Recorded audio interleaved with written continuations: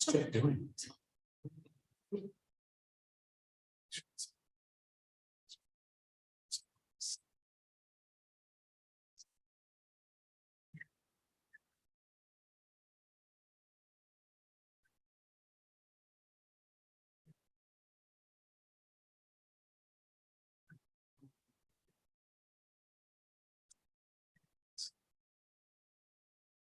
Right.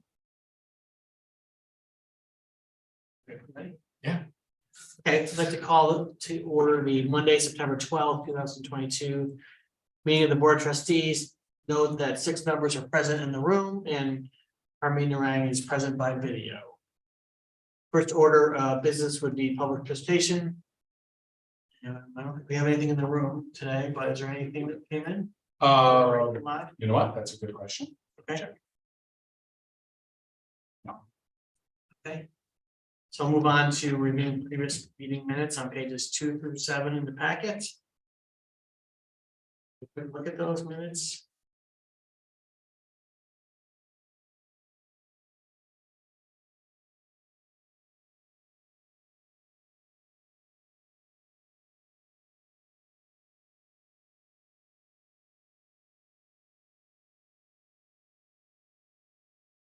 Oh, you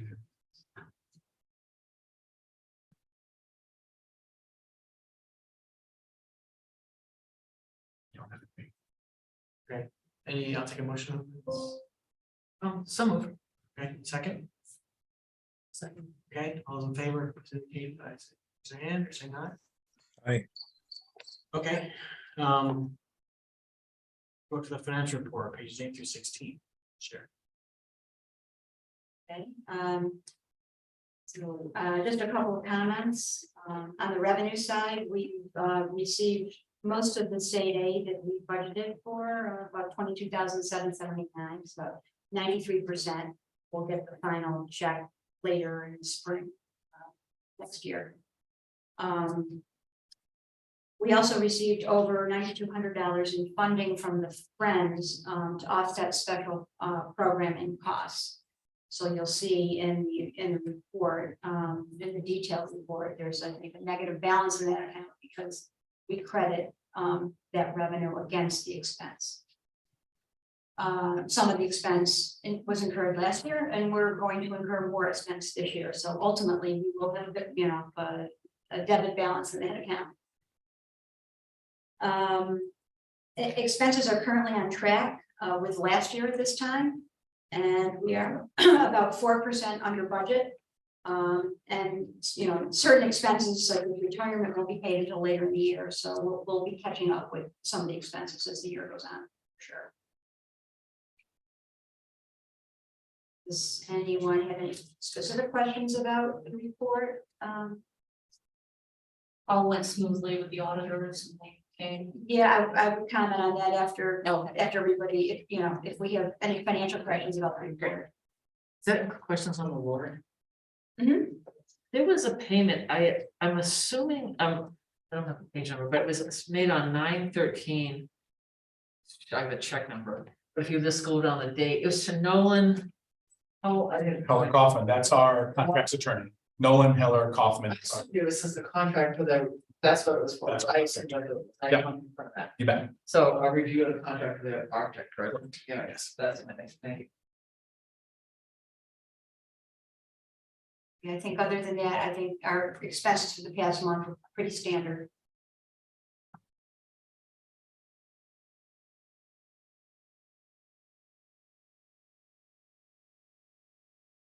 Yeah, this one. Yes, Yeah, that- correct. Yeah. Yep. What is the Greenfield Review Literary Center?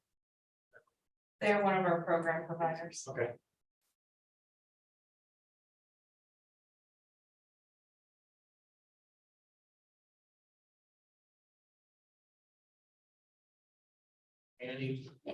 Any other questions about the reports? The other comment that I want to make, I just want to update you about the audit. The auditors were here for 2 days in August doing their preliminary work. All went very smoothly. We answered any questions they had. They'll be back during the week of September 26th to complete the audit. you just remind us then from there? It goes through the committee and then we just can we review Right. it for all of them. After the field work is done, it takes them time to go through their process. They have a review process. They put together the financial statements. And they have an internal review process where other people review the work.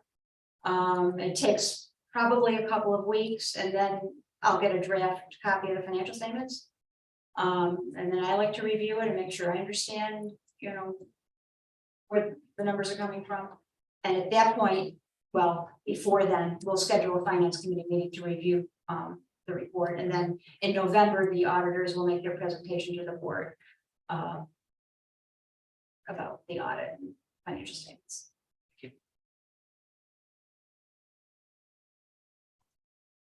Okay, any other questions, Sherry? Okay, I'll take a motion on the financial report and the certification of awards. Second. A second. Okay, all in favor, please indicate by raising your hand. Okay, Aye. that motion passes. This question, how is Harmony indicating?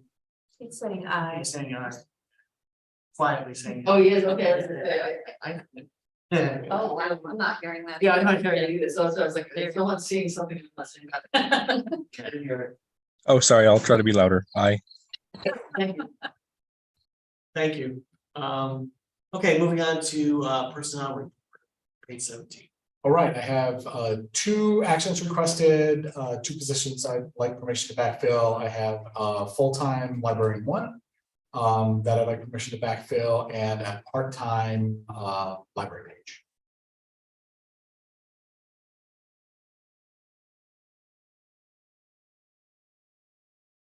Can I ask a question? Yeah, make a motion. I have a question. Okay. I have a question on the prior approvals, but Okay, we can do the motion first. okay. I do have a question. So is that public services? Is that the new one? No, that's not that. No, public services are the librarians who are at the information desk, do the programs. Because that other one is further up, correct? The new one that was approved for the budget last year. Yes, correct. That's a library assistant for the volunteer coordinator position. Yes. That's not that. This is Got it. librarian one in public Of course, services. yes, okay, got it, thank you. Motion. Yeah. A motion to approve. I need a second. All those in favor, please indicate by raising your hand. Aye. Saying aye. Yeah. Okay, great, that motion passes. So before we go on, I do have a question. On the recruitment for the librarian 3 assistant library director, just checking on that, how are we doing? Doing very, very well. Okay, I don't have something official to That's report fine. to you, but I'm imagine that I will have something to email to all of you imminently. okay, Looks good. that's excellent. Yeah. Okay. Okay, any other personnel related questions? Moving on to director's report. Page 18 to 33. Okay, all right, so there was a push on at Upper Hudson. Well, I don't want to ruin Lisa's story. So we were getting some quotes for some energy efficiency, some kind of grant that we could throw together relatively quickly for a building project. And as it turns out, anything over $10,000, even if it would normally need SED approval, needs SED approval. So what we're talking about, it would be a max of a $5,000 grant, and for us, that's a lot of work to do for small grants, considering we had about 2 weeks to try to get that together. So while I would love to try to help Upper Hudson spend its extra $200-something thousand, we were just a drop in the bucket. And again, because of the nature of the kind of library we are and the processes, the length of time it takes, the work ahead time for us to get through SED in order to apply for a grant is more like a year. So it really, we can't turn on the time quickly into that. So while we did that, we got some quotes for LED lighting, which was good. Just happy to have a retrofit for the lighting, which I'm imagining needs to be We should included. put that in. It needs to be in because the ROI is very quick. Yeah, and then we just had another look at for our electric car charging station, and again, there's enough grants for those that if you want to put one in, it's very inexpensive to do so. So that was good just to check in on that. Nothing really to do with it, just something to be aware of. Yeah, any project, if we're touching the building, we need to seriously put LEDs in it because it's the ROI is very quick. We have a live online form for booking spaces in the library. So the hallway spaces, the artwork in the hallway, And the display cases can now be booked online. We have a form for that. We are trying to do it through our calendaring software, which is where people book their rooms, like this room or the community room. And they're just, it's different enough that they couldn't make, the software company couldn't make it do it what we need. So we have an online form that's going to work. I will say that the studio makerspace has been very busy. We're happy. The 3D printer, the old 3D printer, 8 years old, by the way, finally died. And we have a new one. It's here. We're test printing it now, and that will be deployed relatively quickly into the studio makerspace. But it's nice to see that that space is being used as intended, really for the first time since the pandemic. So it's good to have that back up, and that's reflected in our statistics. So it's nice to see. Summer reading program is over. You'll have your report on that next month, I believe. So it was great. It's popular, sort of, again, the first or post-pandemic summer reading program that actually felt anything like a regular summer reading program. So that was nice. And then lots of great programs, which I'm not going to go through here, but please take the time to read them. We have, there's the macrame plant hanger. I love the fact that macrame is back. Anyway, lots of good stuff. We had this climate change impact. There were 17 people there, and we actually had a patron commenting that she was upset that more people weren't there. I'm like, well, we can't make people be here. We can try to put something on compelling. It may have been that the timing or whatever wasn't right, but our sustainability and green programming is included in our long range plan, and we'll continue to put on more programs like that in the future. So lots and lots of ocean stuff and STEAM programs. We'll just keep rolling through. We participated in National Night Out. It's difficult for us right now to participate in as many outreach events as we typically have, with a bunch of staff turnover. It just becomes difficult to do, but we're doing the best we can to get out everywhere we can. We've assigned new librarians to each of the schools so that as the schools allow us back in, we can participate in that. And then just a wrap up of the Thursdays at the park, which was a collaboration between the library, Friends of the Library, Town Parks Department, and the Friends of the Park. So a 4-organization collaboration to put that on. We sponsored the ones that took place at Elmav Park and the Friends, and there were some of those events that took place down at Henry Hudson Park. That's outside our school district, but whatever. It's all very collegial. Everybody was happy. And just, I think our public likes to see us all working together. Just in bad news, our book vendor, our major book vendor was subject of an incredibly devastating cyber attack. They are back. I believe all of our data was saved, and so all of our orders, we order books 4 to 6 months in advance. So there's a lot of work represented in that 6 months of work. That's back. There's one final piece where our circulation system and the folks at Upper Hudson are working with them to get them back and hooked together on the back end. That's the last bit that's not working, but our orders should start coming in again. So we were frozen for a couple of weeks. Books were not coming in. So we actually did an order for some high demand books. We did that straight to Barnes and Noble because they're local and they can, the books on the shelf, send them to us. We need them now. So that's those should be coming. Just a report on curbside pickup. I know everybody likes that, but it's down again. So about 7% of our total transactions are represented through curbside. I've been quoting 11 to 12%, but it's down. It seems to be steady. We keep doing sweeps. So we do these sweeps. There's no way to do it in our online system so that it can just automatically tally that for us. So every once in a while we pick out what we think are going to be some representative weeks. And the folks in circulation just keep a manual tally of those statistics. So I can tell you this is about how busy it is, but it's dropped at about half since last year. So last year, even though we were open and functioning, about 13% of total transactions now down to about 7%. So what do you think, because I know we've had conversations before where we thought, okay, curbside is here to stay, but if the numbers are, that's a pretty dramatic decrease in numbers. Yeah. Half. Do you foresee it going down to 1%? I think there's some. What's impossible for me to parse out, and what I'm still trying to guess. I'm guessing the drop from 13 to 7 over the past years was just a certain number of people being more comfortable coming into the library, and the pandemic being less of an impact on their personal choices about what they're doing for how they're behaving. I think. And I think eventually you get down to some core people who, pandemic or no, it's a convenient, easy thing. You've got a bunch of kids in the back, there's mobility issues, you know, so I think just because the numbers are low doesn't mean that something that we shouldn't focus on. Maybe it informs our physical plan discussions. We're talking about how we're going to arrange the library. Maybe we don't go for the Cadillac version of that, but maybe we have a version that works. And how does it work for the staff? That they can consider curbside an onus still, or is it just?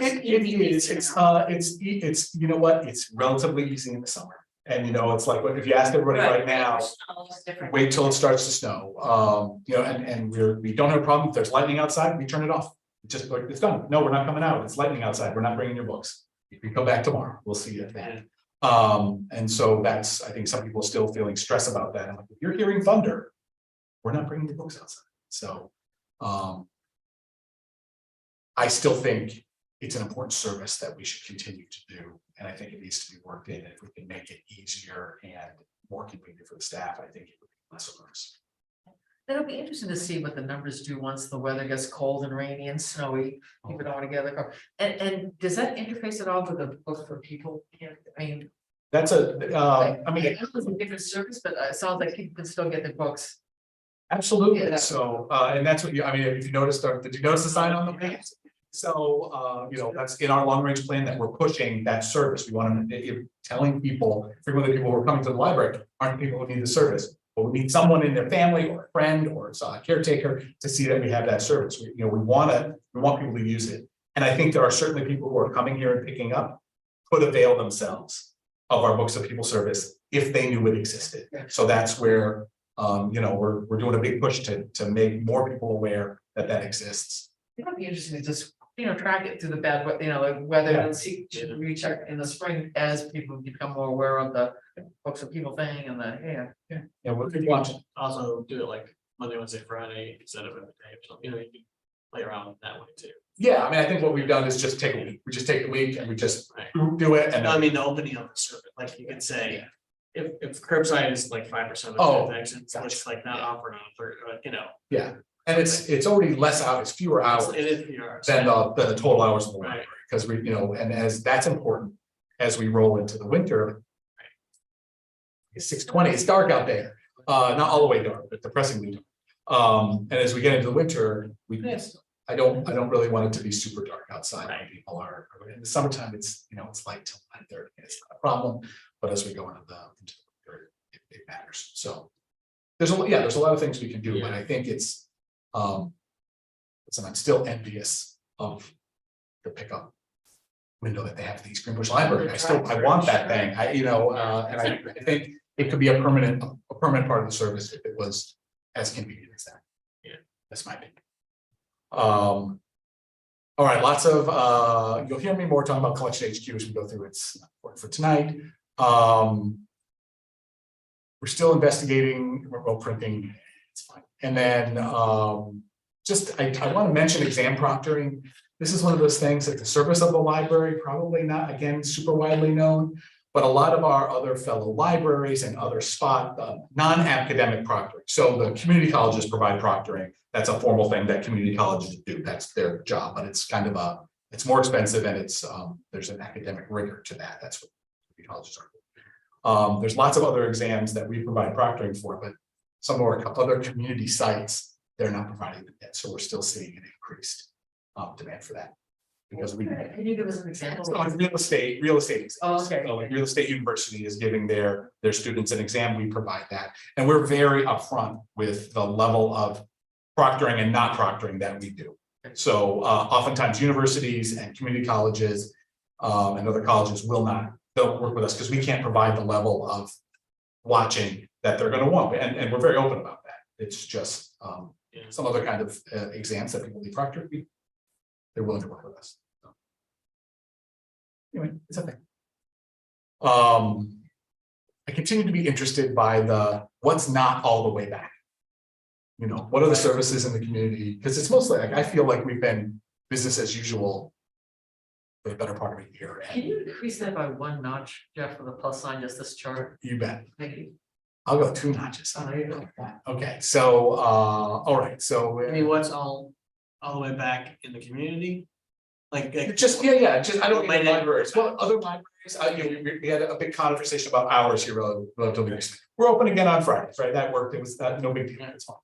But most libraries in the area are not back at their pre-pandemic schedules. yeah, So I'm interested as to what that's all, you know, yeah, they may never come back. it may never come back. Is that something that you're discussing at a director's level, or is it something that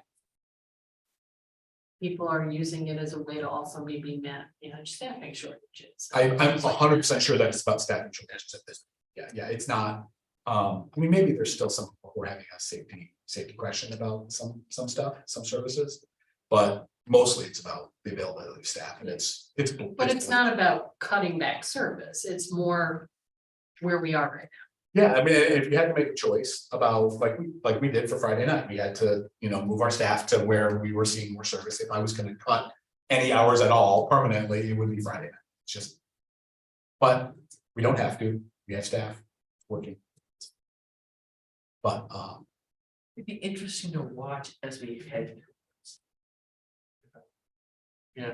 I'm not sure if there's enough of a difference or something that is flagging to you, or if it's just kind of like, oh, little bumps and dips, or as opposed to something really often is.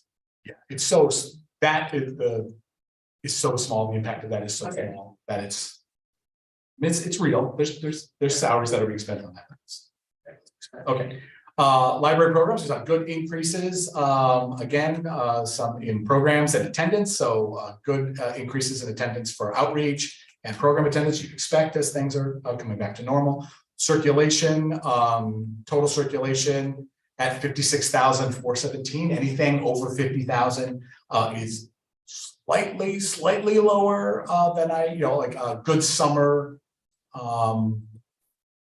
A good summer report for circulation would be 60,000, but we are really getting close to pre-pandemic as far as circulation. It's to the point. So we're obviously seeing increases over last year, but I'm really quite pleased with the overall where circulation is.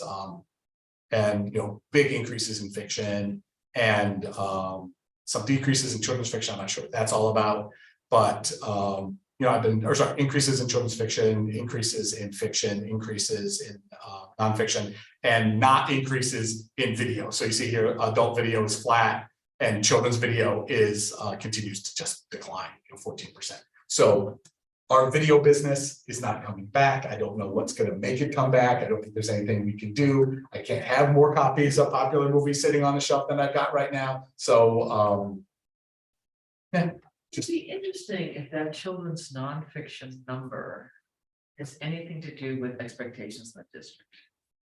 If they've changed curriculum or started kind of put the heads up on parents, I believe there's going to be more of a emphasis or attention given to nonfiction. But I could be wrong. I think we'll see that as the year starts, as we get into the school year, just to see what that is as well. So again, good increases across the board as far as use of public meeting rooms, big increases there as you expect. Study room sessions up 80%, big door count up 22%, and that's where I've been saying circulation has been snapping back faster than door count. But I'm starting to see, I don't know if you've been in here during the week, I'm starting to see studying happening here again and more students back in the library. So that's a difference, and that's heartening. Some decreases in ebook use, which hasn't happened in years, but again, this is just a cycle back from the pandemic, and then continued increases in audiobook, because that's pandemic proof. They want to listen to their audiobooks in their car. They don't have CD players, and so the future of audiobooks has nothing to do with CDs and all to do with downloads. That's that. So those are that's Can I that. ask you a question about the district's use of overdrive? Yeah. What's going on there? Or just like, That is so Upper Hudson enabled if you're a student in the school district, Bethlehem School District, you are automatically, of course, also eligible for a library card, but not everybody is. So lots of students, some students have an account in their library through the school district, but don't have an account at the library. okay, that's. But that's- we, okay. in a back office, in a behind the curtain way, allow students who are in the school district and using their school district account to borrow from our overdraft collection to be automatically authorized. Because if you're using a Bethlehem school district account, you are our borrower, whether you have a card or not. You're eligible. I wasn't exactly sure what that meant, and I Yeah. don't know what the number meant either. Okay. It was a new survey. It dropped a lot from last summer. I don't know. Down to 15. We'll watch as the school district. Just a way to enhance the collection. We have a larger collection than the school district has of ebooks. So, and there's a bunch of restrictions on through the school district. There's a bunch of restrictions on the age appropriateness of the collections. So it's not our whole collection. It's a piece of their collection, but that's another. Is it still possible to track kind of the numbers against economic markers? So I know that was a big thing for libraries for a long time, right? The economy goes down, libraries goes up, and then it leveled out kind of before the pandemic. Is it still, the economy's weird right now for all the reasons that we know. Is it still even possible to track it against economic markers? I think the pandemic is such a confounding thing that maybe we could begin to have that conversation now. But I think if you were tracking those, a lot of those traditional relationships were just. That's what I figured. Okay. And we no longer have our data scientist employed here. So, I'll take a crack at it for you. I mean, it was impressive how accurate it was. I mean, how slowly For years, right. Now that's just Maybe. done. We can make it data and not know how to interpret. I mean, like, think of the numbers that we don't know because of so many variables, but but it's. A lot of confounding factors, but I think we're starting to, that's why I just keep saying, I think we're starting to return to a time when some of our traditional indicators look like what we think they ought to. So. I was gonna say, I think video is probably still a little wonky. I mean, On top of the streaming stuff, Yeah. but well, this is when nobody knows what movies are out. well, there was a huge gap where movies weren't being released. Right, the movies weren't being released, they weren't selling us DVDs because movies weren't coming out. They weren't coming out, so they weren't being released on DVD, so that we weren't getting them. And it's funny when I talk to other directors in communities that are not as highly connected as ours. And I say, oh, I can't give a DVD away. They're shocked. What are you talking about? Because if the community doesn't have access to high-speed internet, the things that replace DVD aren't in place because it's all streaming. So, we're a highly connected community, and I think a lot of people, I'm trying to think of the last time that I actually watched it. It's been a bit, it's been a minute, so. I don't have a player anymore. Again, Yeah, that's one. I loaded the PlayStation. I just take a couple out of the library. There you go. Keep those numbers up, Michelle. You're very important, you're a very important customer. Okay, so then we have our electric gas use, like it's there, this exists. Just want to make sure, yeah, that's it. Okay, so any questions about my report? Doing okay? Staffing challenges are challenges. Yeah. Recruitment and retention is more of a challenge that I'm used to having, but it's okay. But I think it's great that you're so quick in the move to find a replacement for Catherine. When a position is not, Easy. when a position is not in the union and there is no established list, I can actually be incredibly. Yeah. quick. It so rarely happens. It's awful nice. There's a lot less bits and moving pieces. Are we back open on Sundays yet? Yes. Yeah. I was gonna say, if we were gonna talk hours, I think people would rather have Sundays back in the summer and give up Fridays. I do too. I really do. I know the staff doesn't. I'm 100% sure the staff doesn't want to, but I'm also not going to agree with you. So Or even every other. Yeah.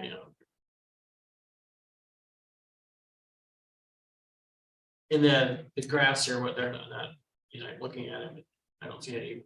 it's nothing weird. We had this gas. The weirdest thing was, so this is about usage cost. Electricity costs are staggering right now, as they are for us, but the use is completely on par with everything. This is these are pre-HVAC renovation numbers. Right. Everything else is post HVAC renovation numbers for electricity. So we continue to see massively less use in electricity in the summer. That's the savings from the efficiency of the air conditioning. Yeah. The only weird thing we had was this year, right here, this gas graph in May, we had unusually high gas use. That was, the boiler was just on, and that was a question with our HVAC system where it was just calling for heat from the boiler. So the boiler was giving it like wintertime heat.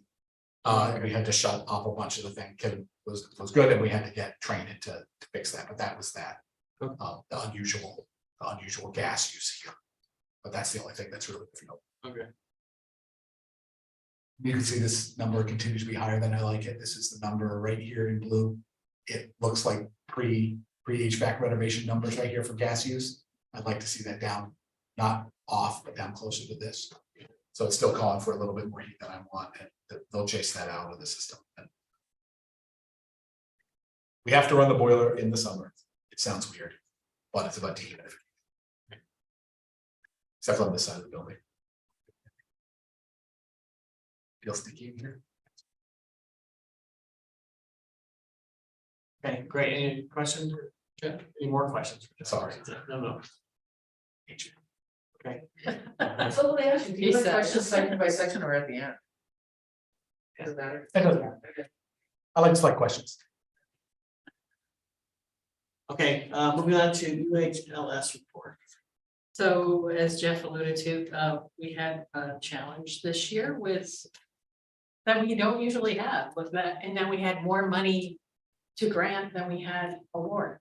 So bids for projects, 15 applications. Albany did their due diligence of putting in about half of them. So, you know, they have a lot more buildings to maintain. A lot of LED lighting, roofs, but nothing, no gigantic, huge Gilderland sized projects. Right. So when we don't have that, that's, I think, when we struggle. Right. So we had about $868,000 in grants that we're awarding and giving back to DLD 205-ish thousand, and you know, they'll allot that to the rest of the state, to the other systems. So It'll go to libraries. It'll go to our libraries. libraries. We like to keep that full. so So is there no option then, as you suggested, you were looking at LED lighting to somehow use money, no? well, I mean, and that's what the call was. So when that happens, usually Upper Hudson will put an email out to all the libraries saying, we have more money. Does anybody have a project that, yeah, So you can, because our building is owned by the school district, we are subject to state education department facilities review regulations. This process is long, can't turn on a dime. And we had the maven of SED approvals, who used to work here, but now works for DLD. And like Donna was here, we had a conversation with her. She's like, anything over $10,000, the total project cost over $10,000 must go to SED. So that would, we're only eligible for 50% grants, so it's a $5,000 match. yeah. Even if I could get a contractor to give. So when we go to SED review, I can't go to there with a piece of paper that says, this is what the contractor says they want. I have to have stamped plans. I need an architect or an engineer to have a stamped set of plans, present to facilities. So it unfortunately cuts us off from this quick. Yeah. And we could, like Albany Public Library owns their buildings. Their buildings are not owned by the Albany City School District. So they are not subject to SED. So they are able to be a little bit more agile and put those. Just, you know, they just have a lot more facilities. They do. They expect us to pay attention to, but. You know, as I've said to you before, I feel like we should always have something kind of in the hopper. You could be submitting, because there's money. There's money there. You got it. Well, the board will officially. Approve it on Wednesday. Well, it's good that the people, the libraries who submitted, if they're gonna get full funding. Some of the libraries can get 90%. To the, not very many. Yeah. But a few. Depending on the economic situation I of think it's the like 3. Yeah, of the library's home community, some libraries are eligible, we're only eligible for 50% match. Some libraries are eligible for a 75% match, and some libraries are eligible for 90%.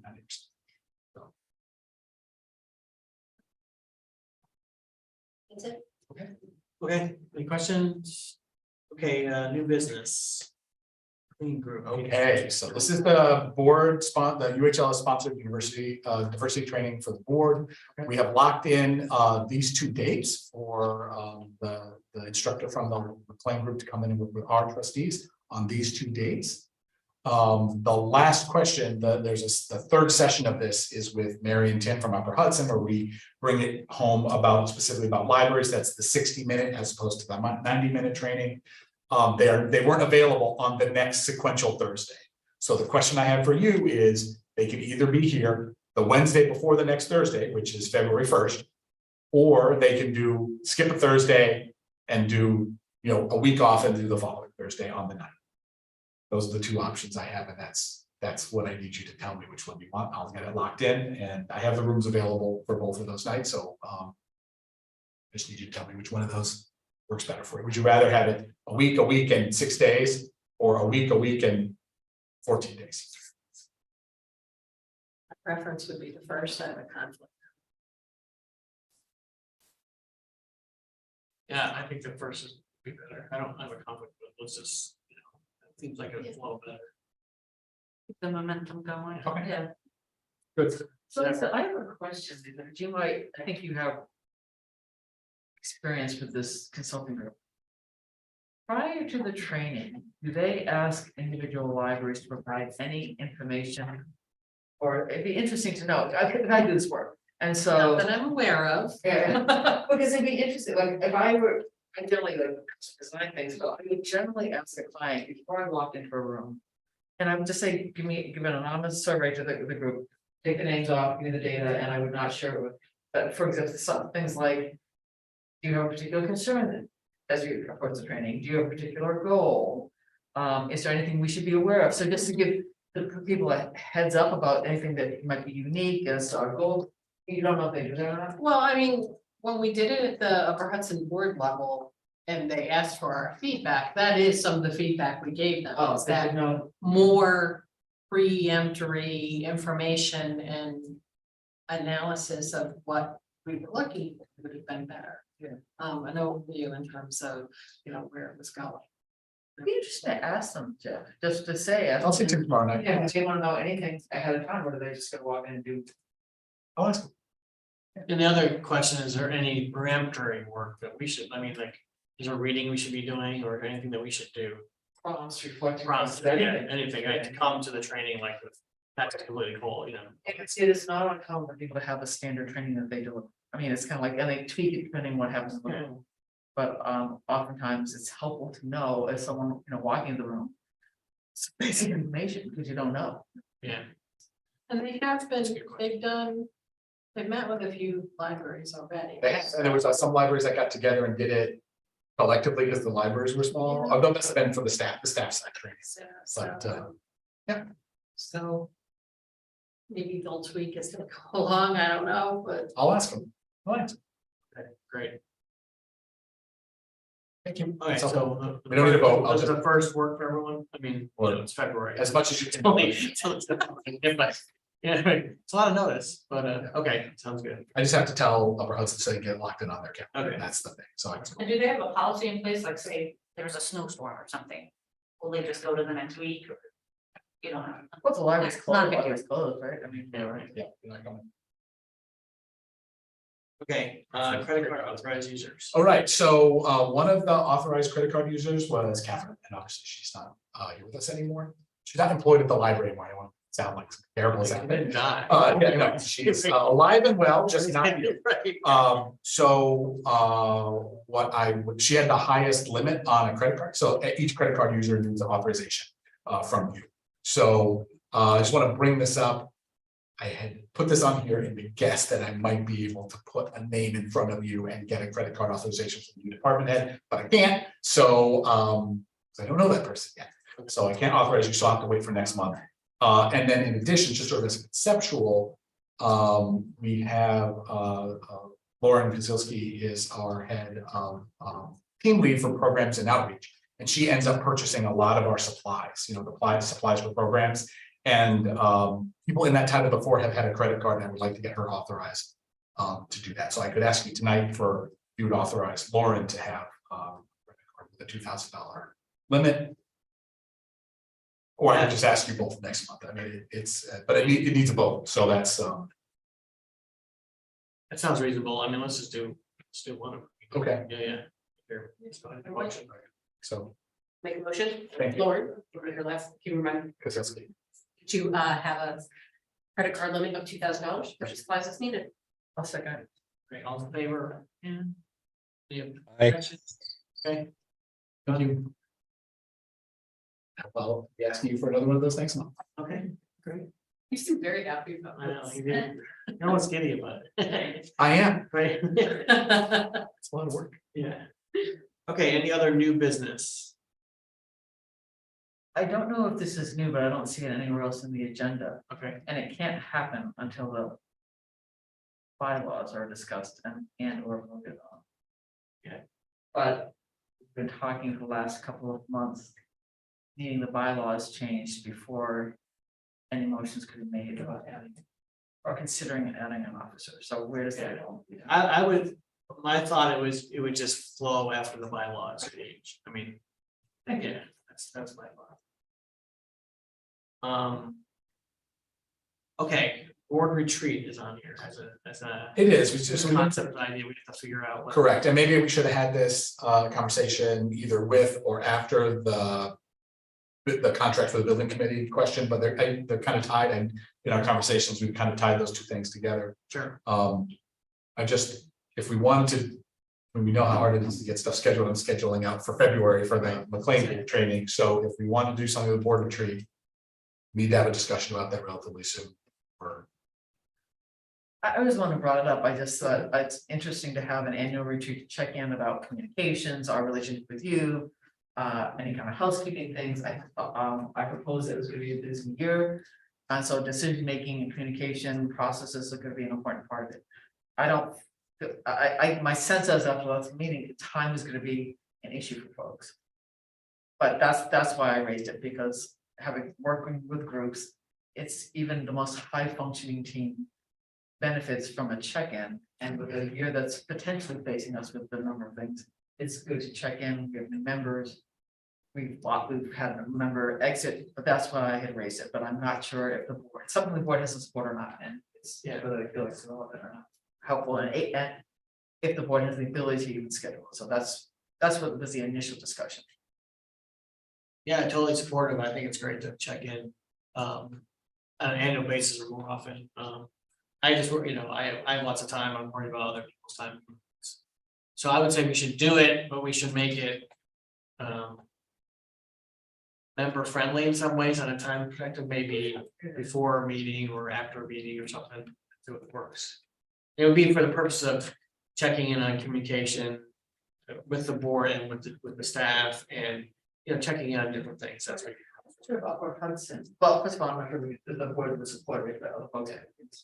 But if Upper Hudson has any kind of resources to either design or lead it, it's always helpful, I think, to have an outside facilitator. Yeah. He always offers. yes, so Tim and his staff, Tim and or Mary, who you'll meet as part of the training, they offer that service. Yeah, sure. Even if it's an hour or two, it's just like what's good, what's bad. I mean, I'm sure they have a design. But it's helpful that someone outside the team leads it, so everyone on the team can participate. I would, for timing, I would recommend it somewhere around, so to design it around the budget, or either we can look at the previous year and say, okay, this is what we spent this year, this is what our current budget is, these are our goals for the budget a year in advance. So I mean, I think, I don't know if it's useful to, the only problem with that is that would happen right before we potentially elect new board members, wouldn't it? Well, budget development starts. January. Right, so we can do it, you can do it around that, January. I guess that's. So you just had the two other trainings on January. Right, so, yeah, I mean, that's something. you can do February, January, February, do it early in the budget development process and then. Yeah, I agree. I mean, that's, yeah. I mean, I'm I mean, it's flexible, hard to tell, like, it seems like something that should be an annual thing that you're just always knowing that this is when you're gonna do it, but Right. with regard to a fiscal year versus, you know, it's hard to kind of place it where it fits well. Right, yeah. And when will we start meeting to talk about the building contract? That's, I mean, so should the building contract be voted tonight, which I suspect that it may be, it's gonna start happening pretty quickly. The folks from Ashley, I mean, Mark, you're on those emails with me, they're ready to go, like, they're Right. very excited for tonight's meeting to happen and for me, for Mark to sign. And so how much time do you think we will devote to that as a board outside of normal board? I think they'll take as much time as you're willing to give them. Yeah, I think you're right. I think it's kind of, yeah, they'll take a lot of our time if we want. I think it's gonna be, how much time can we afford to? I really think so. So that's gonna be like, That and the diversity training, Yeah. it's a lot. yeah, It can always be something we look to institutionalize later. yeah. Sometimes folks do it in the summer when it's a little bit more downtime or the beginning of the year to kick off. So you're ready for whatever, so it doesn't have necessarily have an hour. My sense, having done bonds with the district, because I am concerned about that. The ability to move that process along quickly in the timeline we've set to potentially, if it is going to go out for a bond vote in May. I mean. Yeah, School board- I think school board meets every 2 weeks. we're not gonna hit May. I mean, I think honestly, I don't think we're gonna hit May. I mean, Okay. Well, we can try. Yeah. That was also my concern. That's but, cool. Okay, in order to do that, it's like, you can't meet once a month, you know, and have the review, so that. Yeah, that's right. Gonna happen. Well, I don't think, I mean, they. No, I'm with you. Yeah, they may want to do it. Yeah. Well, I think that's maybe a good kind of metric to look at. If we're looking to do a bond vote potentially in 2024, not 2023. Can't have an off budget. Right. Okay. Unless you're- Right. But I mean, to time it kind of around that, I mean, a year out from when we would want to do it. Is to start to establish kind of that first meeting or retreat. And, you know, to your point, Charmaine, is then kind of establish something that becomes an annual thing.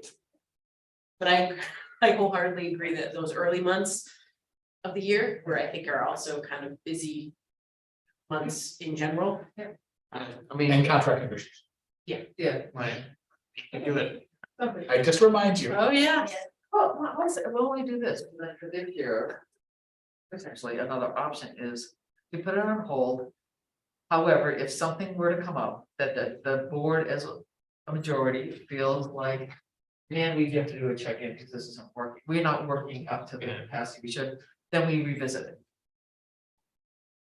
All right, the other idea I had is, you know, again, I say this a little trepidation, but take a Thursday in November, early November, take an hour, 1 hour, or, you know, try to limit to 1 hour and just do a quick thing. So that's like, you know, in my mind, that's a year out from, you know, whatever. And people come to the library for an hour, you know. You can do it. as So long we as- have to say, it is gonna be a busy year, how are we? You know, how do each of us feel about this as this becoming a reality, and then what is it we're gonna need, I mean, whatever they wanna do, but in terms of their questions, but. You know, how do we function well and what might get in the way, or just, but it's. I mean, this is only my third year, but I can already see it's gonna be Yeah. an unusual year, I suspect. Sorry, can I just ask Oh, a yeah. clarifying question? So we're talking about having some kind of structured thing, not just like, we're gonna get together and hang out and drink coffee. Yeah, she agrees, no, it's gonna be structured. It'll be structured, yeah.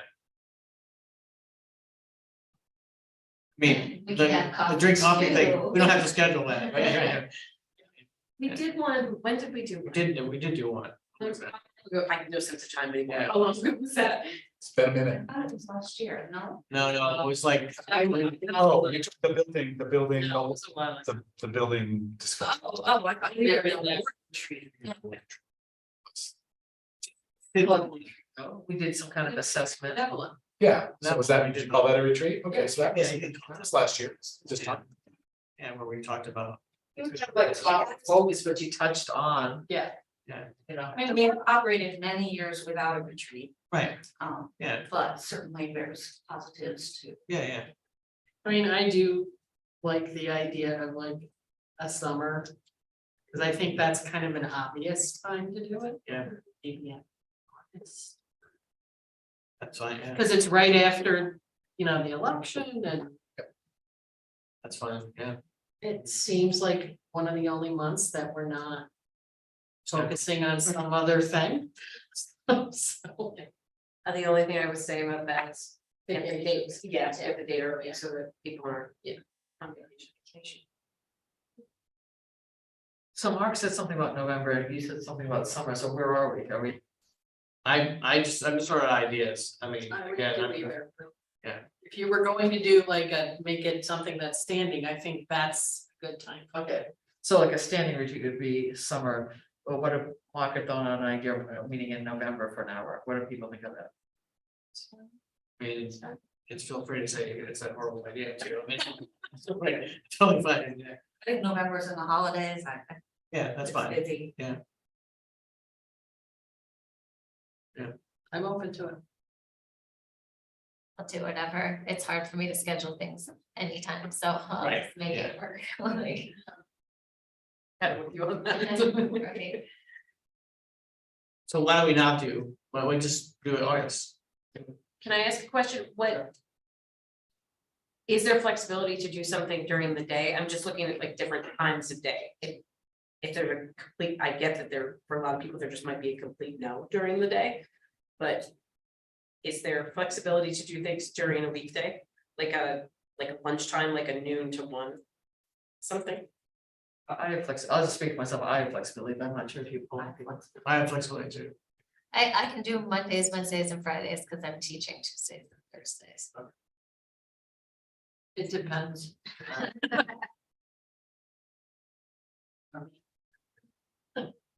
Yeah, I can do lunch hours. Oh, he said yes. So I mean, that's might be something to consider, a lunchtime thing. Yeah, okay. Around day. Maybe the people with the most restrictive schedule should kind of check their schedules and say, absolutely not this day, and so, I don't know how you go forward from here, but it sounds like. Can we get a doodle poll, Jack? Want another doodle? Yeah, doodle it. Doodle expert, okay, so sometime in August, or are we talking early November? You talking about This year, we get early. All right, so early November, all right, let me put some early November dates together. Monday, Wednesday, or Friday. And Monday, Wednesday. Friday. Around, I mean, I don't know, do we have a budget? I mean, you can either bring your own lunch or. Provide like a round day. Figure it out. Do the day, then we'll figure. Exactly, right. That's usually my favorite. Yeah, exactly.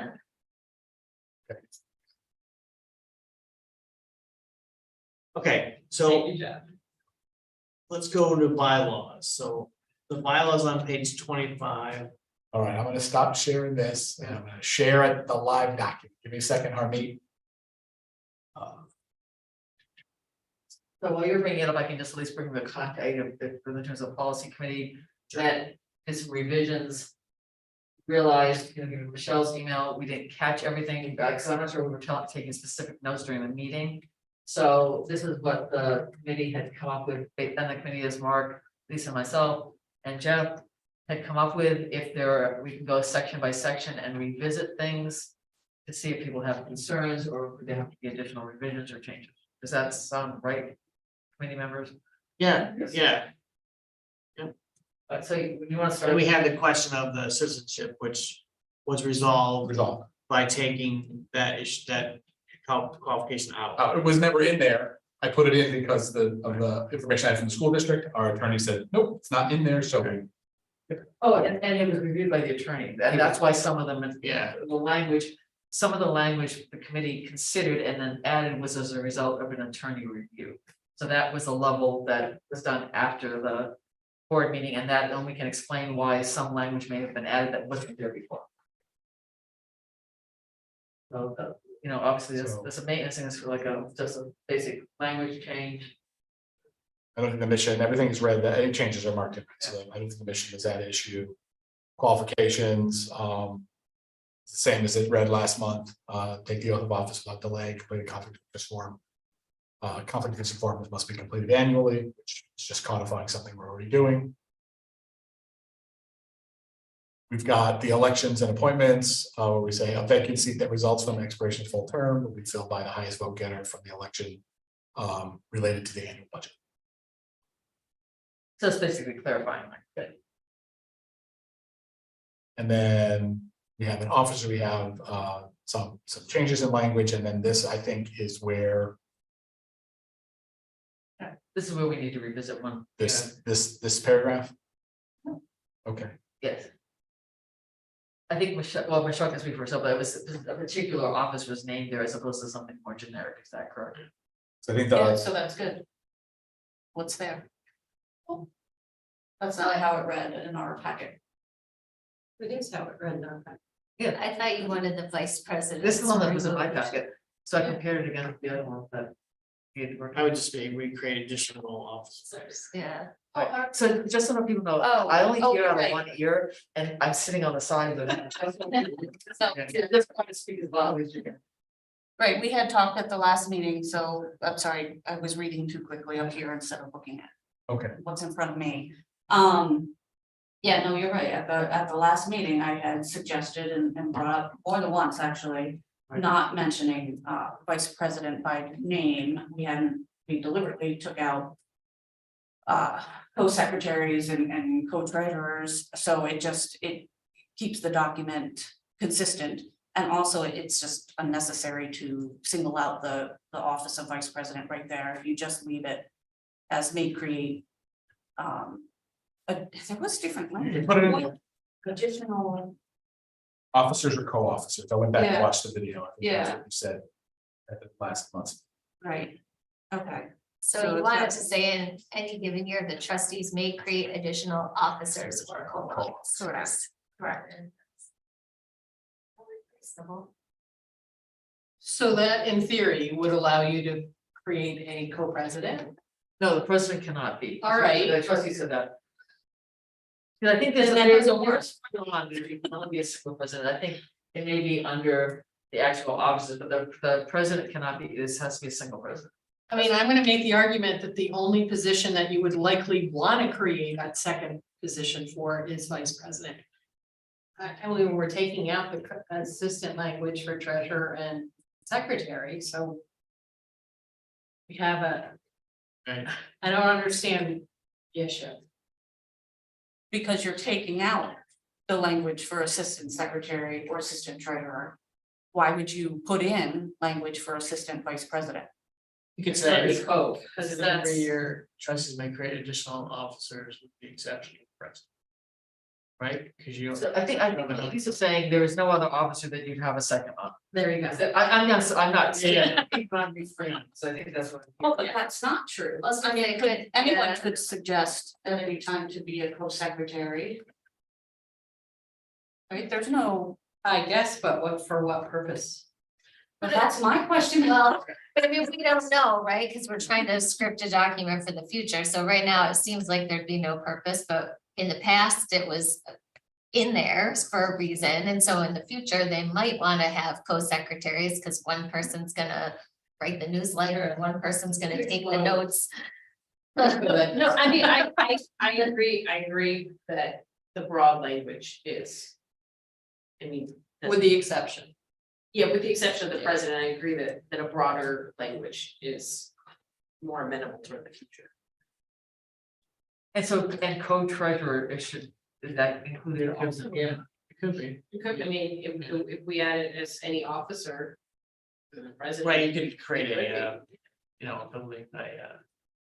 building officer or something, or, That's Well, why I it read- gives you maximum flexibility. right, yeah, that's the goal, is maximum flexibility. Yeah, So Lisa, I see your face, but I'm not sure what it. I'm fine. Okay. So could you dictate that language then?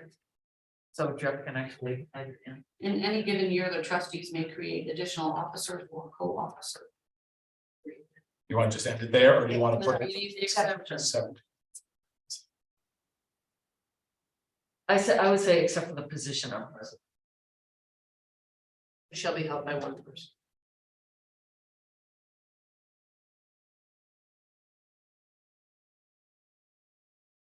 We can call position or office.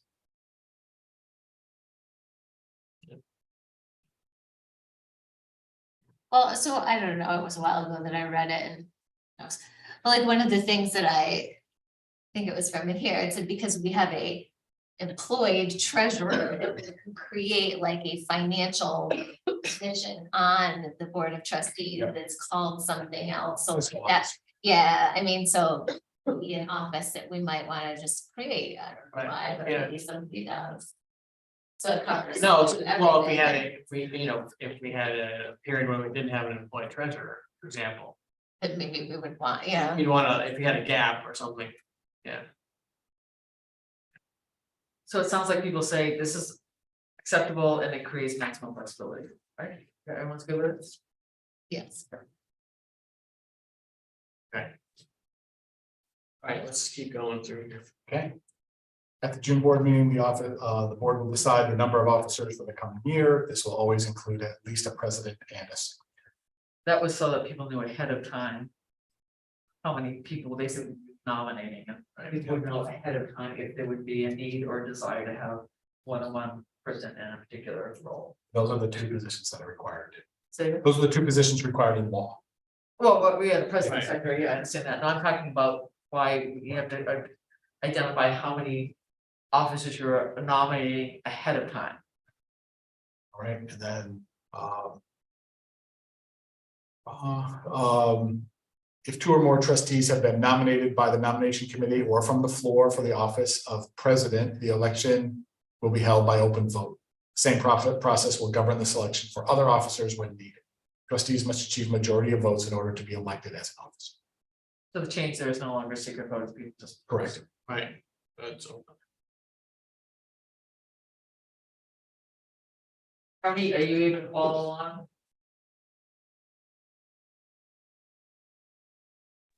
Yeah. Okay, thank you. We talked about, this is the language I don't believe has changed since last time about the ex officio member of all committees.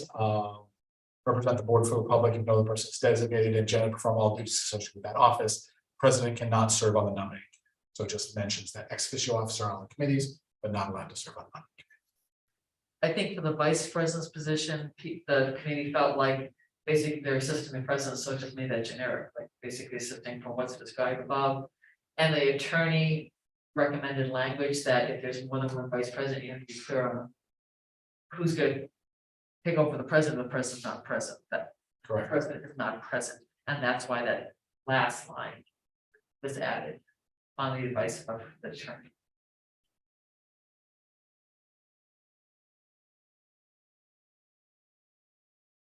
Any discussion about that? Which line are you referring to? The last line, Right, so our, Where? should more than vice president be used? Okay. Yeah, so my issue, is that I think we just don't know, and future boards might not be interested in a co-vice president, and continuing to single out and mention the role in the bylaws. I mean, it seems like we're taking away. But Well, in this case, the vice president would take over the president. I think that this is an important clarification, though. I don't think this is calling it out as a code. I think it's just saying if we were to decide to have two, that one of them we'd have to decide which one of them would take over the president's duties in the president's absence. So actually, my only edit to that would be for that sentence would be, should more than one vice president be serving in any given year? In the absence of the president, presidential duties will be performed by the vice president, and I would say specifically assigned these responsibilities by the board in maybe at the June board meeting.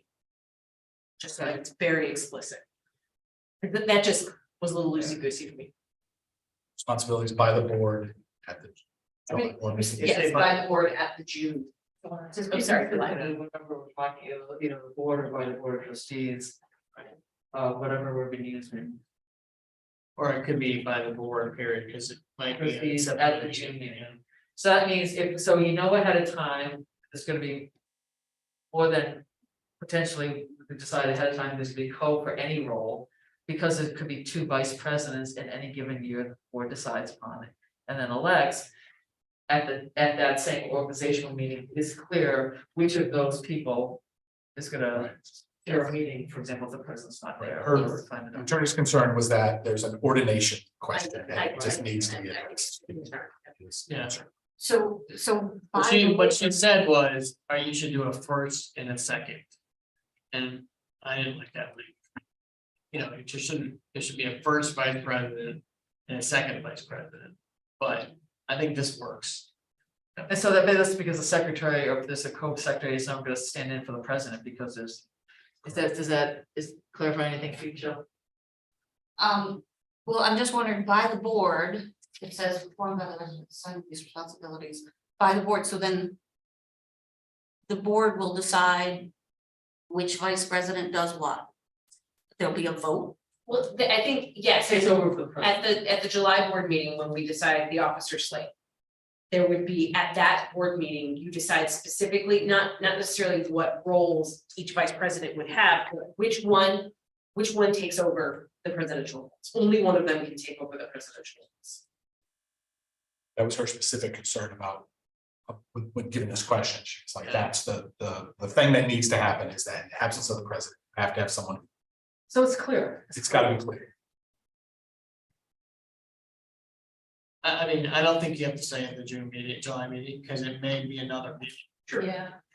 You know, but I mean, I understand, obviously, in practice, you would do it at the organizational meeting.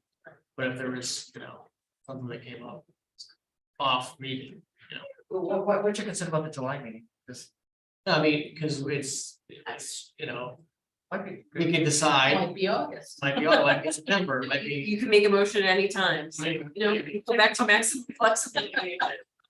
And also, Jeff, you wanna put in the absence of the president. Right. Yeah. Got that. Oh, comma. Well, don't get rid of president. Yeah.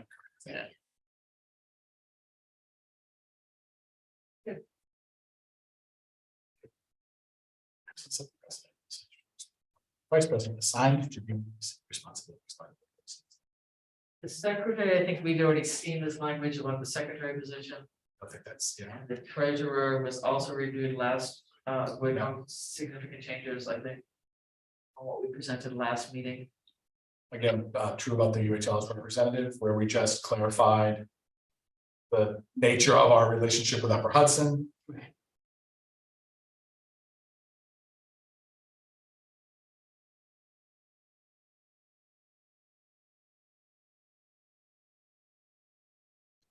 Notice, the organizational meeting.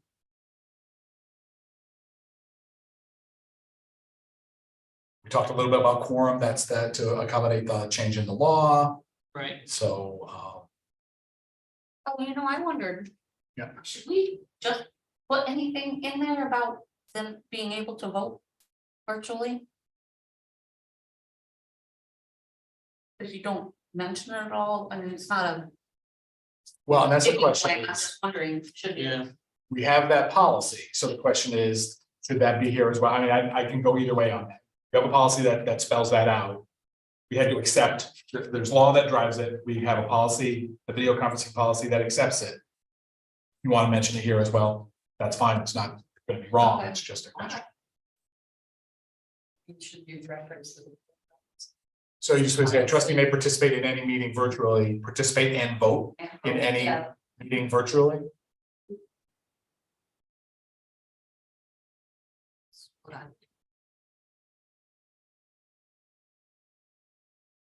I'd say cast votes.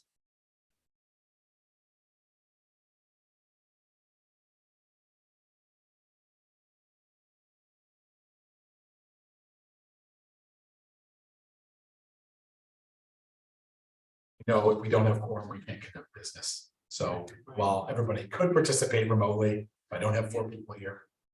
Don't have it. I would imagine there'd be a search function done and the actual final public copy, just make sure we're, for example, like the caps case for the key and president and all, everything has to be consistent. I'm not sure it's capitalized, we don't do it now, but we just search our place.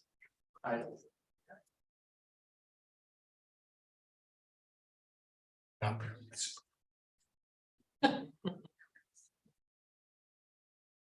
I have many fine qualities that aren't those qualities. Just talking about taking out president's report, officers' reports from the standing agenda. And then public participation, we just talked about getting into the meeting, and the board reserves the right to limit the amount of time each citizen may speak. Citizens' comments may be submitted in writing or via electronic means. To be read at the meeting, commenters are expected to adhere to the library's patron comment policy. Talk about the nominating committee again, just to clarify that the president cannot serve on the nominating committee. It's mentioned up top. Yeah, I would just say that the first sentence, the nominating committee, because of at least, it has to go before the word to. Yeah. So just cut there and put it in front of the text word to. Just to leave. Yeah. To. Getting edits from staff.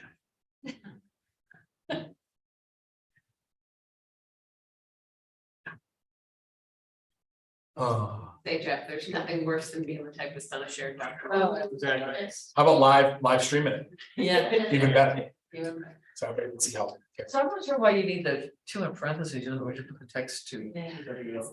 It's What's the thing? yeah, it's a I thing. hate it. Do you need the text two in there, or do you need just, You need the text two, and then the. yeah, so you need to add at least two TWO and then the space. It is to remove any doubt. No, no.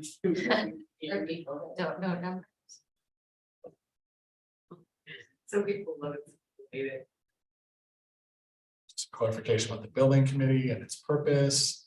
Finance committee, again, work with the treasurer and the designated staff for preparation of the annual budget. Just to, that was a director function is now treasurer. Fine with me.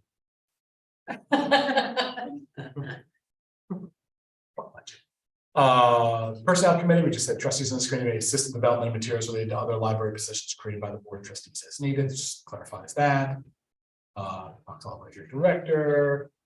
Talks about the authority the director has to select, promote, or dismiss all employees. Such employment actions are reported at the next regular board meeting and are subject to approval by the board of trustees, which is all true in law. Just clarifies it here so that everybody's aware of that. I think that is important to mention.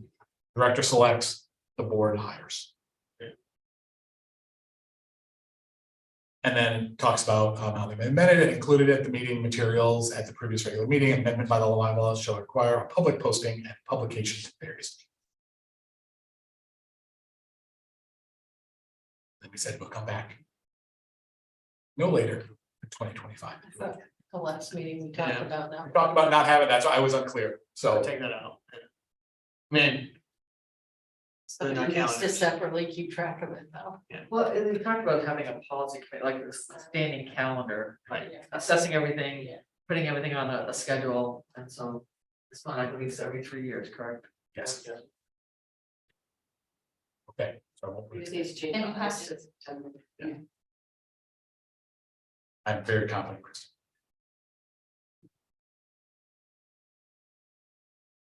So I guess just open for discussion, I can just back to you for just. Yeah, so is there any, so going back on the changes, is there any comment, question, discussion? On the comment question, do we handle everything? Okay, everyone's okay. Okay. Okay.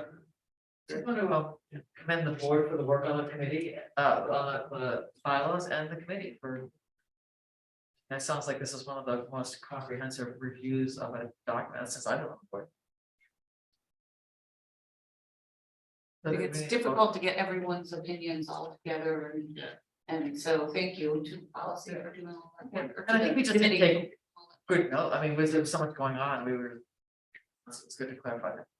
So we're gonna vote on, are we gonna vote it? I make a motion to accept the changes to the bylaws as reflected on the screen at today's meeting and incorporating the changes made during today's review session.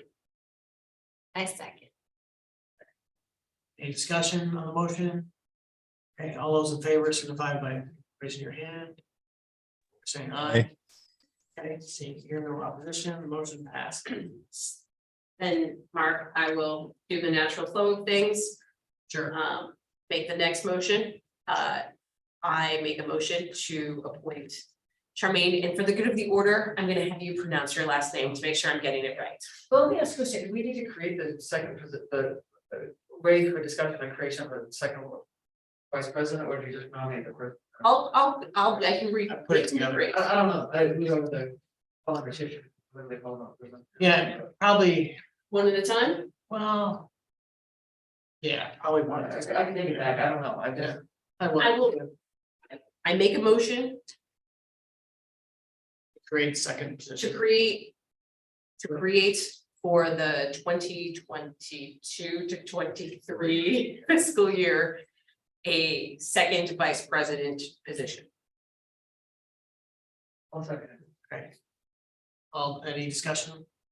Yeah, I'll just say that, I think, I've been vocal with my feelings on 4 officers with a 7-person board is adequate. I agree flexibility is important, but I'm just not in favor of vice president positions at this time. I think the board is best served, with a greater focus on committee work, and the goals that we're trying to accomplish there. I guess I'm not gonna talk about myself in general, because it's not about me, it's about whether the board feels is appropriate and needed for this coming year. I know in the past, when this board approved 2 vice presidents, it was because people had interests that would, and expertise that would serve the board. In a year that people thought, or for whatever reason, I was on the board, that additional hands on the deck would be helpful. From my short time on this board, but I've been on board before.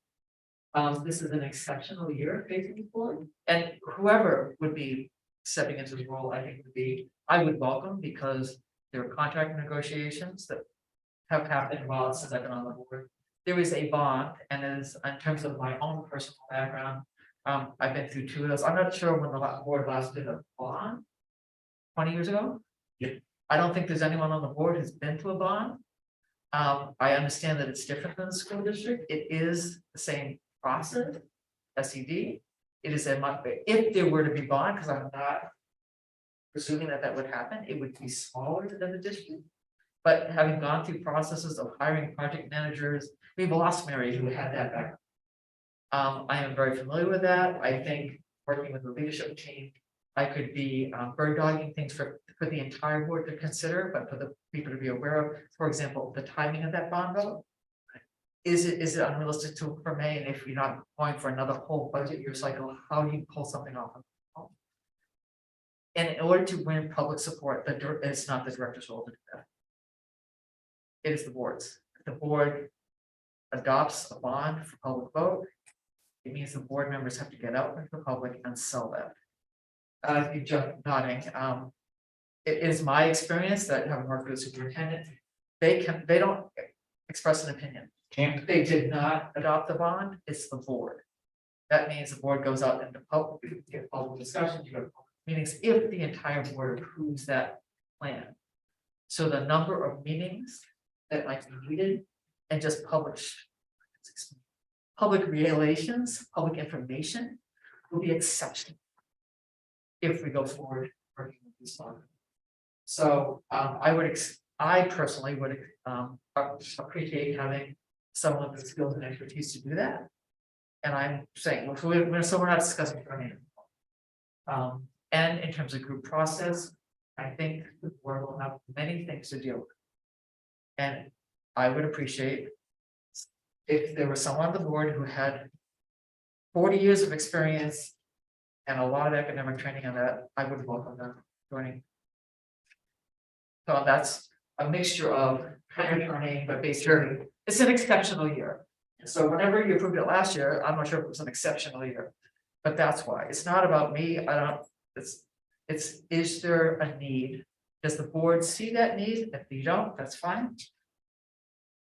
If the board, given this year ahead of us, believes, or the majority of the board, that there is a need for more things like that, that's why I second the motion. Okay, any other discussion? All right, I'll call for a vote. So all those in favor of the motion as stated, please signify by raising your hand or say aye. Aye. Okay, any opposition? Okay, motion carries. So the next motion. I make another motion. I make a motion for the board pursuant to the revised bylaws to appoint Charmaine, and I'm gonna get it wrong, so help me. We just sing it. So I tell people, think, okay, would you sing a song We're just singing. and just drop? Or would you sing her a song, drop a song? Would you sing her? Which, okay, I had it written out, and I was Okay, like, I'm still gonna get it wrong. Thank you for that, to appoint Charmaine, to the position of co-vice president. And I will make a comment on that, given how she described, if she's willing to throw herself on the fire toward all those causes. Okay. I will second. Second, thank you. Before you have the vote, can you address the ordination question for me, just for my, so I can sleep? Oh, well, that is good. I amend my motion to ask that the board appoint Michelle Walsh as the vice president in charge of taking over presidential duties in the absence of the president. So appointing Charmaine as a co-vice president. We're voting on both at the same time? Yes, so I'm making a motion for the board to appoint Charmaine as a co-vice president with Michelle as the vice president, retaining the duties of taking on the presidential duties in the absence. Because if this one doesn't carry, then you don't need to have the. Yep. It's just automatic. And I still second. Okay, second. Any discussion on that motion? Again, I would just say I think background and skills that would be helpful. If that board agrees, I would appreciate your confidence and I would make every effort to work with the leadership team and the board for the board. Okay, all those in favor, please, signify by raising your hand. Any Aye. Okay. And I hear no opposition, that motion is carried. Thank you. And so I would just like to say, it's been very apparent that Charmaine brings a lot of passion and energy to everything that she does here with us. And welcome, Madam Co-Vice President. Thank you. I look forward to working with you, Mark, Deb, and the entire board. Whoever. Thank you. Yes. Good job, board. They can Work together. Okay, moving on to the building committee, the contract. Which I think is. Well, The the contract. contract. All right, Which is so in the packet. We have a packet, contract and an addendum, which is what the Nolan Heller Kaufman bill is all about. They did review this. This was, Oh my. Oh, yeah, did they review it? Did they, we went. They reviewed it too with within that's really. Oh, yeah, they were. Yeah, very thorough, and we went back with an amendment to this contract. This is a standard AIA contract. Just very briefly, the many of the things that were addressed are really in the setup for the next contract, which as we go through this process study, they're in place if the board should, in a few months, choose to move forward with that actual design contract. Many things are in place to allow that to flow smoothly, so we don't have to come back and have another as in-depth review of this contract. This is the standard American Institute of Architects contract. So it's some of the things don't apply to a feasibility study, which is basically what this is, but would apply in the future. They accepted all of our amendments with the exception of one, and our attorney said it's not. So the amendment that's in here is reflective of that, which has been accepted by our architects firm, and so they are together as one document. That's what you're approving. So this contract, just to re-clarify, is for a quick hit feasibility study to come through and to get the board to a point where you're ready to say, we are looking for design work with a very specific set of scope, and therefore that they can come back with a contract for that design. Does that make sense? I mean, the only thing I noticed that, as we were talking about earlier, with the whole discussion we had originally about curbside pickup, is there no reference? There's no reference to addressing curbside. I just wanted to. Kind of throw it it's- out there. Yeah, I think Yeah, it's no, just, yeah. it's right here, It's a good it's, as we identify the scope of the next contract, it is exactly saying. What are those? What are the 5 things, which came from the last retreat we have, I have that list in my office, I Yeah. stare at it every day Yeah. to make sure that we've got it clarified. We had talked about a drive-through window. Yeah, Absolutely. We did. That's And the- it never came, never ended up on the plans. And now, so if I can just interject here, on to further emphasize what Jeff said, they're gonna go back and do a visioning and programming piece within this 10-week period. And they're gonna talk to all of us, they're gonna talk to the staff, and they're gonna test the master plan, they're gonna, they're gonna talk to us. I think things like the curbside definitely should be and will be brought up, other things will be brought up as well.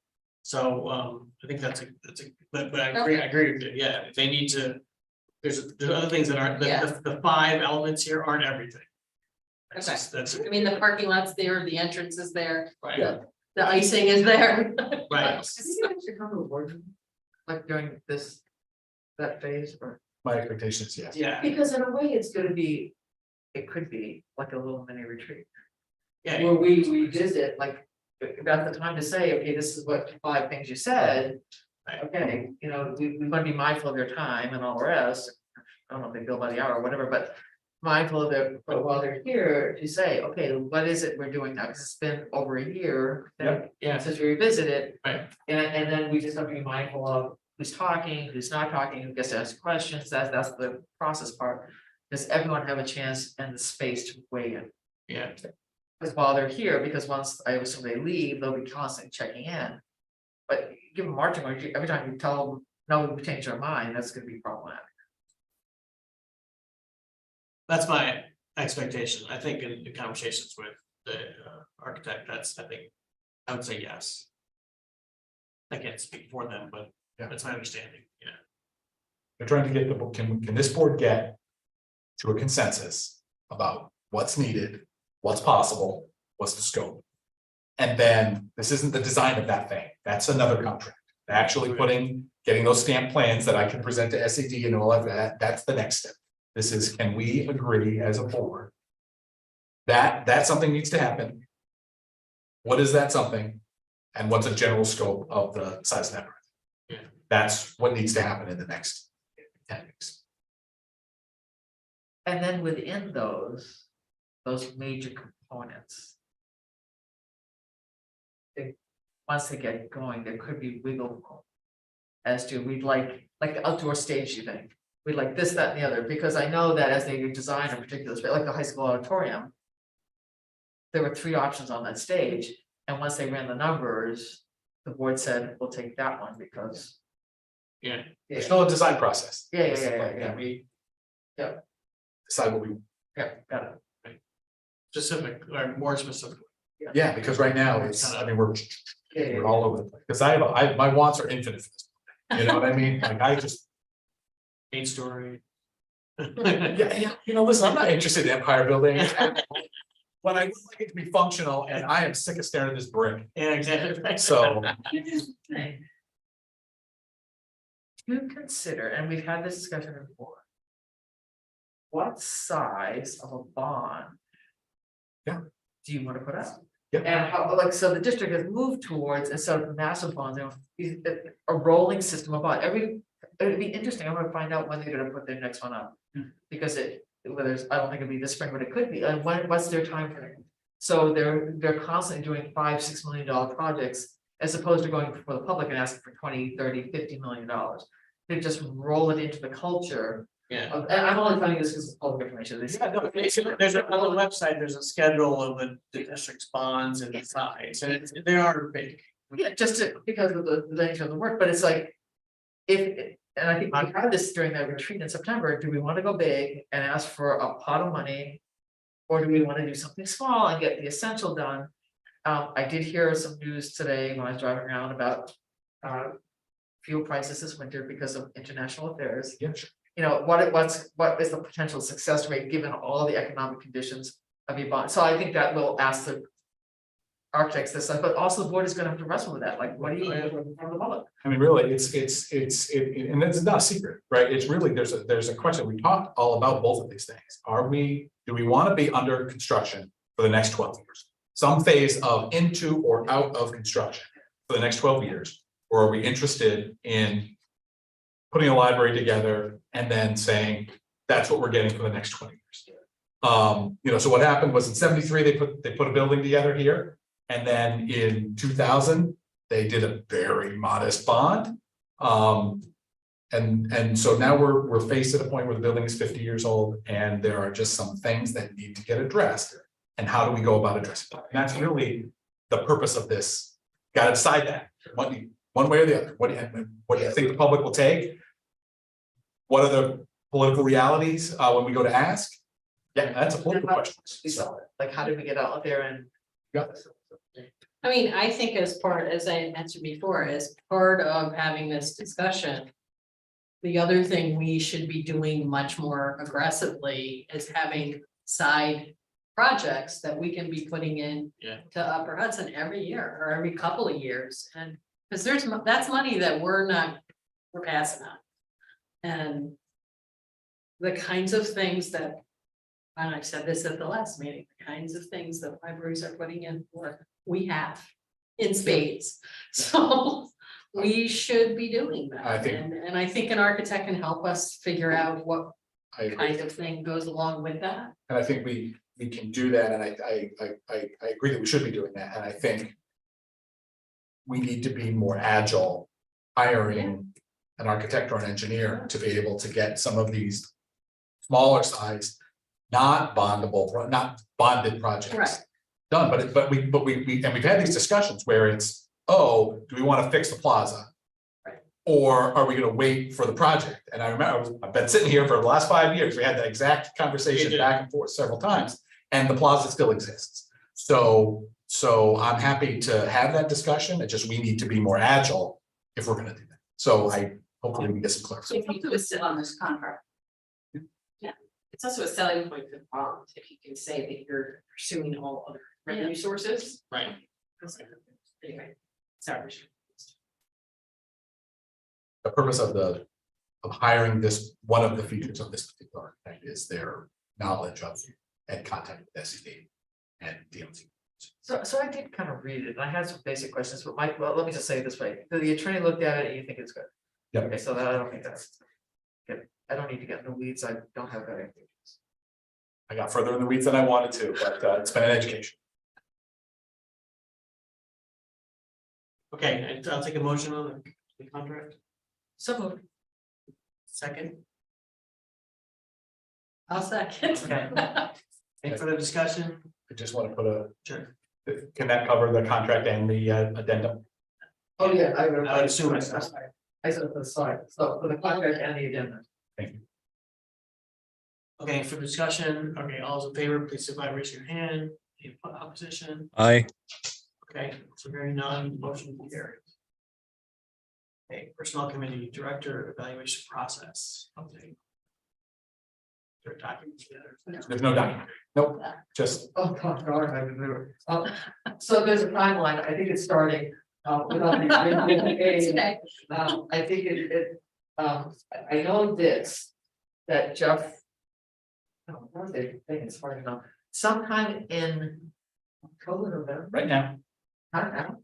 I start my process. So he's starting his process. I believe it's October or is it early November? Each trustee will get electronically, correct? An evaluation form which the board approved this summer. And it will be returned to Mark and me, I'm the chair of the personnel committee.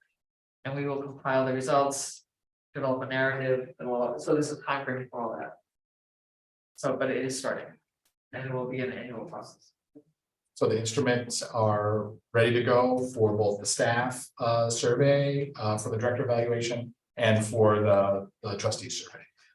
Those will be gathered and emailed to Charmaine and Mark on the personnel committee. Those responses, they're not held locally. Chris is putting the form together, but doesn't see those. I don't get them. They're not held on our website. They're just emailed directly to the trustees. The And trustees are emailed the staff survey results, is that what you No. said? No. Well, the Yes. Yeah. staff survey results are gonna go to the personnel committee. So, Yeah. and they don't come to me, so the staff, I just, Staff's- I'm gonna say here, Staff's is, the staff survey is simple. It's It not is. involved. yeah, it's like 5 questions, I Yeah. think. but it doesn't come to me and it doesn't come to Kristen, that's a communication that goes directly to the person.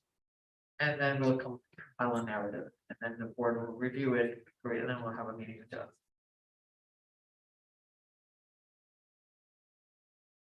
Okay, any other old business? Any future business? Any other business in general? Doing good business. Any public participation? That's me. When we talk about public participation, I was thinking about the woman who came, who lives like next door, this, I Yeah. forget her name. And you know, we get kick off this project a bit more, I thought it might be interesting to reach out to her. And to say, hey, you were here a couple of times, you're talking about, and now, you know, is there a neighborhood group, I mean, whoever wants to show up, because now's the time to show up if you had concerns or you want to have input. Yeah, I think we should have a library neighbor group. Yeah, Yeah, actually, we should email her to just let her know that we approved the contract. Yeah, I think she's probably watching. She probably is, Yeah. if you're there, Yeah, but, yeah, I think that would be a nice gesture. that's a good idea, yeah. Yeah, and then if we have any kind of ballpark of when they, you know, at some point we can provide additional information with it, but she should be aware of that, and we welcome her input and the input of her community directly. Surrounding us. Absolutely.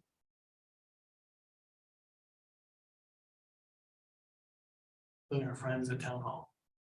Or neighbors. Yes. But he was part of the last process, they were part of the Yeah, they last were. process, too. They were, sure they're part of this process, yeah. I see Okay, that we have next Friends of the Library meeting is October 17th. There's a book sale coming up also, correct? Yeah, so thank you for that, yes, so we have the book sale this coming Saturday. Anybody who's watching, I'll be here, I'm hanging out at the book. You bet. I'm just telling you. they're looking for volunteers too, I Yeah. got emails. They're gonna have- Very good signage at the dump at the farmer's market. We'll also note that the Saratoga Friends Group has a book festival that they're doing in October, so. We blow it out of the water with your fundraising, so. They're totally involved. I know. I'm working on friends. I Getting know. there. They're getting there, they're getting there. I make a motion to adjourn. Okay, Second. all right, any opposition? Hearing none, motion